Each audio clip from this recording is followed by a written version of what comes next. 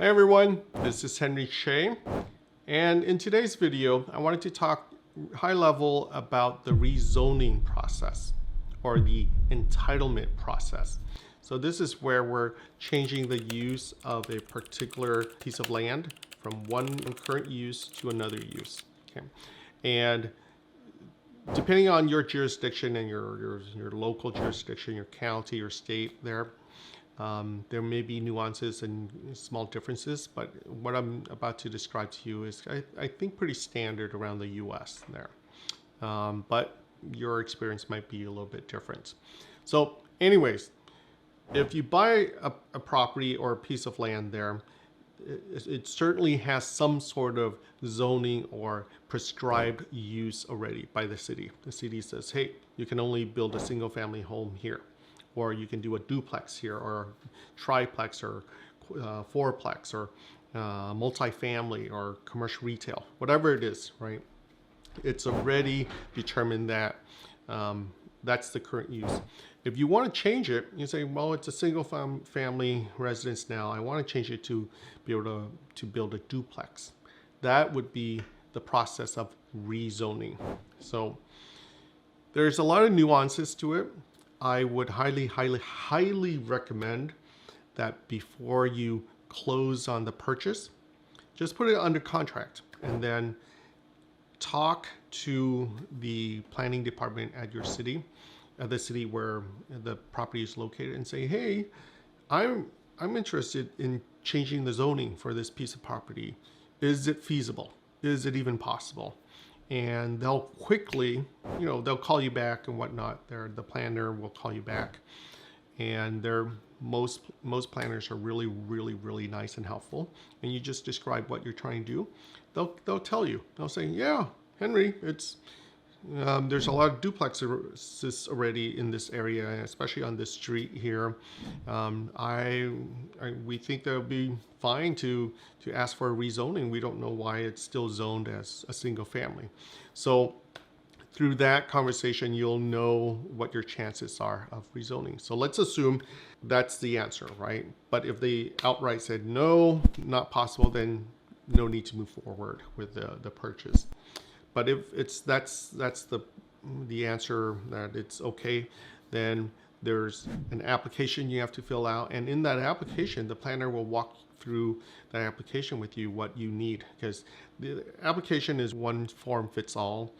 There are certain things that may be specific for your rezoning request that are just specific there, and you don't have to do other stuff.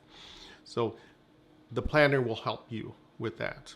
And then generally, after filling out the application, providing all the documentation, some sort of site plan that the architect will or the engineer will fill out for you, create for you, maybe some sort of elevation, like what the building will look like, the duplex will look like. You have to fill it. So you have to spend some money already. So architect doing the elevation and whatnot might be $5,000 to $25,000, depending on how big it is. The site plan might be another 5, 10, 15 grand, right? Depending on how large the site is. There's different things. They may require a traffic study or a fiscal impact study or an environmental study, depending on that parcel. But anyways, all of that stuff needs to be done before you turn in the application. Of course, you can always ask questions of the planner. Say, hey, we're thinking of doing this. Does this deliverable match what you're looking for, right? Before you finalize it. And even after you submit the application, there's opportunities to change it. However, the key thing with the timeline of submission is it'll start the clock ticking to your public hearing. And there's a couple of public hearings generally. One is some sort of planning board or planning and zoning board made of volunteers from the city who are generally deciding, should we rezone or not? Should we allow this rezoning? That sort of thing. So they'll use the information that you submitted. They'll use the planning department's analysis and suggestion or recommendation to make their decision. So that's the first public hearing, is at the planning or zoning board or planning and zoning board. And then if you pass through that, and there may be a couple of meetings there, generally there are, and these meetings are a month apart. So then let's say you got everything, you fulfilled all the requests from planning and zoning, and you get the stamp of approval. And it's just a recommendation. That recommendation will go to the city council, and the city council will make the final decision. And in my experience, city councils generally need 2 meetings, and they're generally either 2 weeks apart or a month apart. So if you're keeping a mental tally of how long this process could take a while. It could be anywhere as quickly as 6 months or as long as 2-3 years. For a single family lot being to a duplex, I don't anticipate it taking more than 2 years, but just depending on how well you follow the instructions and how clear the planning department is, it could take that long because the frequency of the meetings are just pretty far apart. Generally, planning and zoning boards meet once a month there. So if you come and there's something they want you to change and it takes you it takes you a couple of weeks to do it, then you might miss the next meeting next month. So you have to go for the meeting 2 months later. So there you go, 2 months eaten up already. So guys, rezoning, I live and breathe it. There's a lot of our properties we need to go and rezone it to get it to a use that makes more sense for ourselves and what we feel for the city and the residents, and of course for our investors. And yeah, I live and breathe it. I learn something new every time I go through a rezoning.